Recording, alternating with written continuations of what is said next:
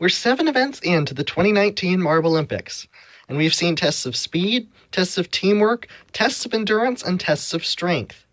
But every step of the way, the Green Ducks have been shouting, "People, open your eyes. We're good." In the meantime, our host team, the Oceanics, are suffering the opposite fortune, down in a tie for the bottom spot. Can anything change going into the halfway point in the games?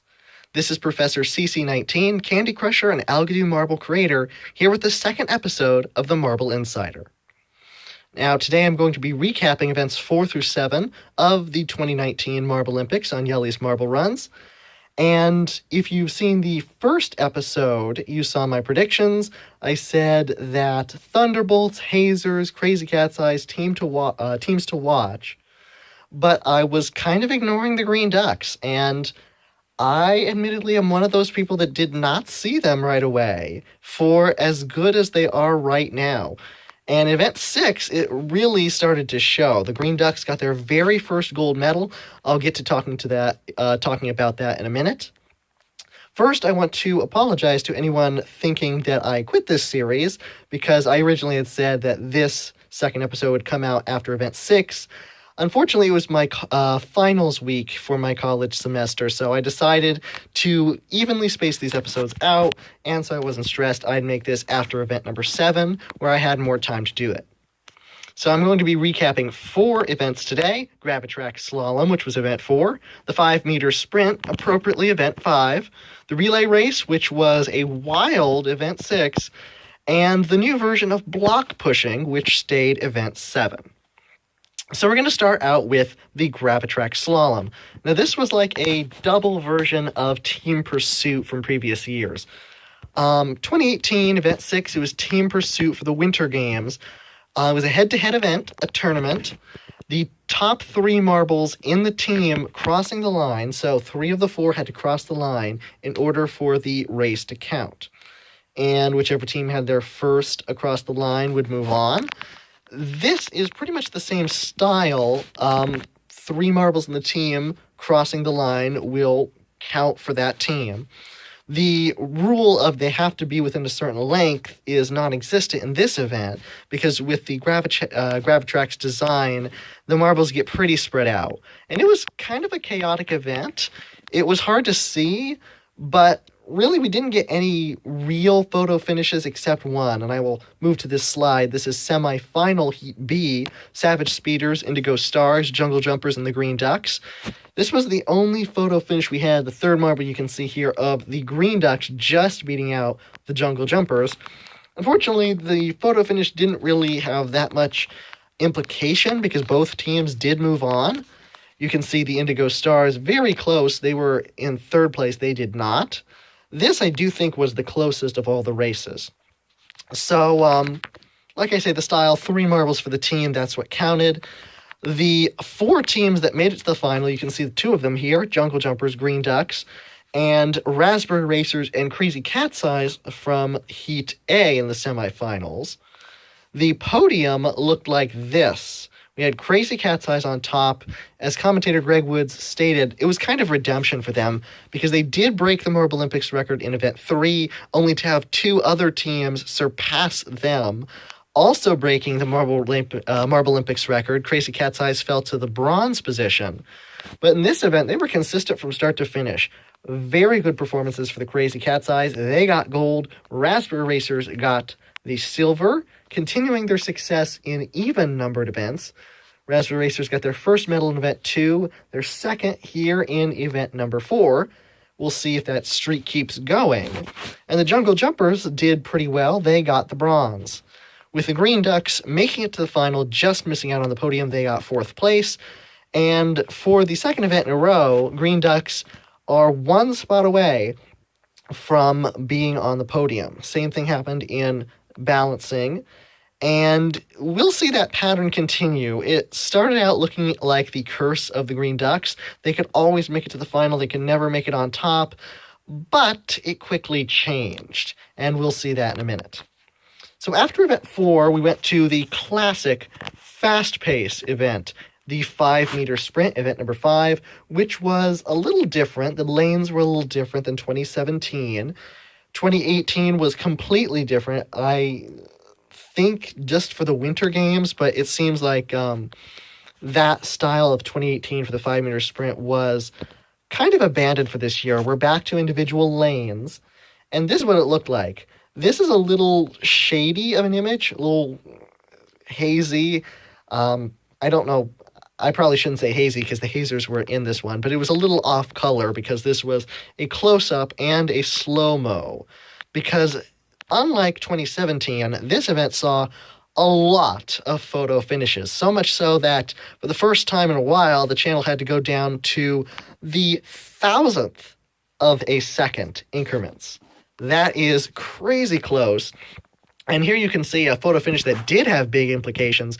Team Galactic just beating Juggle Jumpers to move on to the semifinals in the very first heat. So right off the bat, we saw an incredibly close race.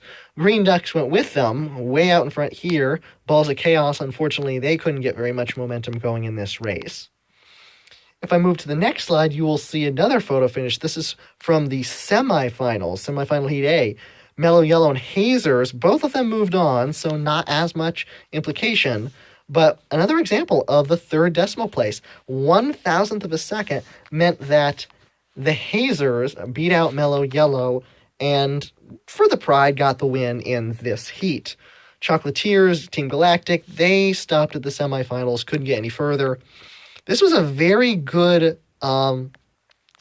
event. A lot of the races were close. We started to see some action from other teams. In Event 4, the Gravitrax slalom, which I just mentioned, the teams that were struggling in the first few events kind of continued that way. The Oceanics in Event 4 got dead last. O-Rangers were in the bottom half. For the first time in a while, Hazers were in the bottom half.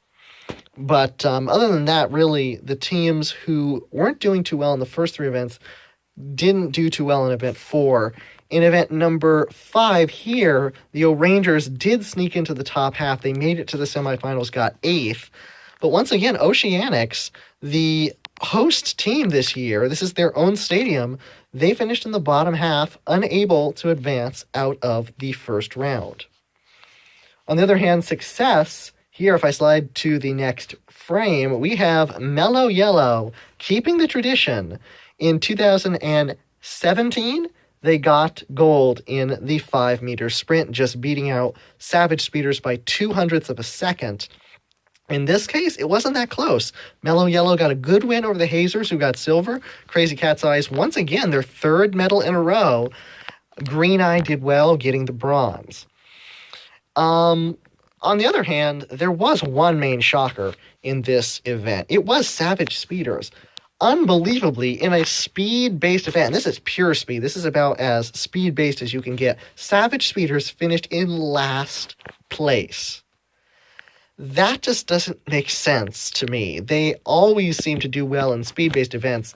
2016, Savage Speeders got 4 gold on the year, all in speed-based events. In this case, they couldn't make it out of the first round. Their time was so slow, they wound up in last place.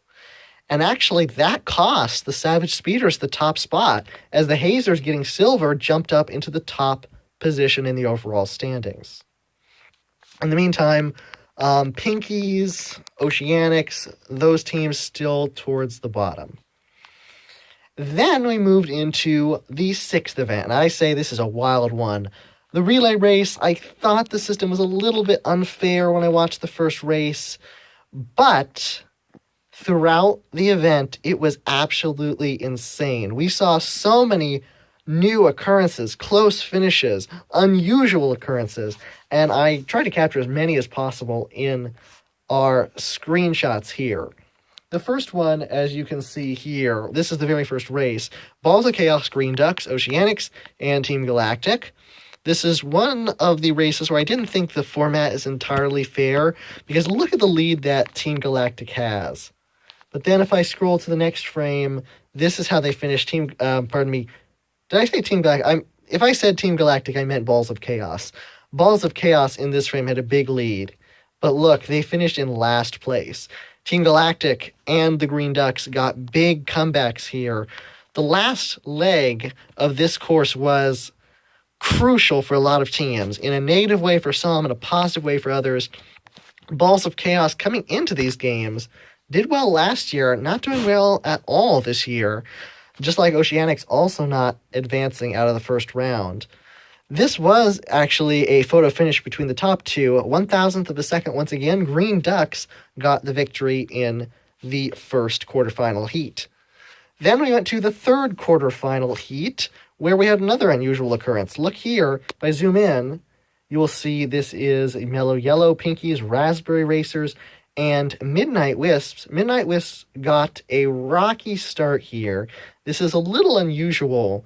They tripped their relay block and actually knocked it further into the lane. And if I zoom back out, move to the next slide, Midnight Wisps were actually disqualified because it moved into the Raspberry Racers lane. Now, kind of controversial because Midnight Wisps did not actually affect the Raspberry Racers, as Raspberry Racers were already past this section. And there's no absolute way of knowing whether the Midnight Wisps did this on purpose or if it was just an accident. They were trying a little too hard. Either way, the Midnight Wisps would have finished in last place in their heat. They would not have moved on. The overall standings, I do think it would have only mattered a point or two because they did have a fairly slow time. On the other hand, Raspberry Racers in this race produced the best time in the event, 8.588. They were a mere 31 thousandths of a second from breaking the Marblelympics record. So regardless of Midnight Wisp's possible attempts to slow them down, Raspberry Racers were absolutely flawless in their first matchup. So this was the first unusual, controversial moment. But then there was a first. By first, I mean it's not a disqualification. It's not a photo finish. It is the first time ever seen that we have a tie. Down to the 1,000th of a second, the camera proved that O'Rangers and Pinkies in semifinal A tied. They both finished in 9.730 seconds. There was absolutely no difference in between them. Hazers were eliminated, Green Ducks were into the final, but there was a tiebreaker race for the first time ever between O'Rangers and Pinkies to find out who moved on to the final. This is a first for Jelle's marble runs, and even though this was very close, the tiebreaker race was not. Look at this. The time for O'Rangers was 8.643, near the Marblelympics record. Pinkies was 9.542. Not a bad time. It was actually better than their actual race, but it just wasn't close at all. O'Rangers, big win in the tiebreaker, moved on to the finals. Pinkies were out. They finished 7th. But for the Pinkies, that's actually pretty good, finally breaking into the top half. Then right after, in semifinal B, we had another unusual moment. Not a first, though. Raspberry Racers having a false start. Thunderbolts, Team Galactic, and Jungle Jumpers tripped the gun. They start too early. Raspberry Racers caught it. Apparently one of them started, the other two joined in, and Raspberry Racers was just waiting for the sound, which didn't occur at its regular time. So they appealed, and it turned out they were right. It was a false start, and good for them because they had a little bit left in the tank, a little bit more than the other three teams, and they went, oh, pardon me there.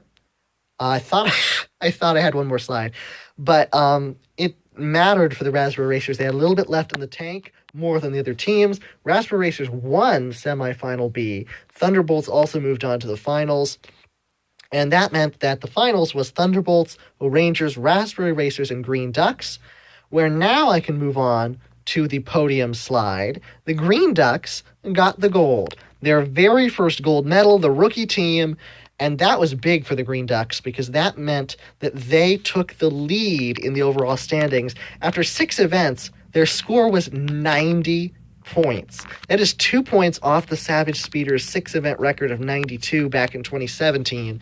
And for a rookie team, that's absolutely astounding. Congratulations to the Green Ducks for showing everyone that they are here to stay as a team. Oh, Rangers, finally, I am seeing signs of life from my favorite team. They got silver. They kept it close with the Green Ducks down to the end. Raspberry Racers got the bronze. Very well done to our podium finishers in Event 6. And this event pushed the Savage Speeders all the way down to 4th. They did not advance out of the first round.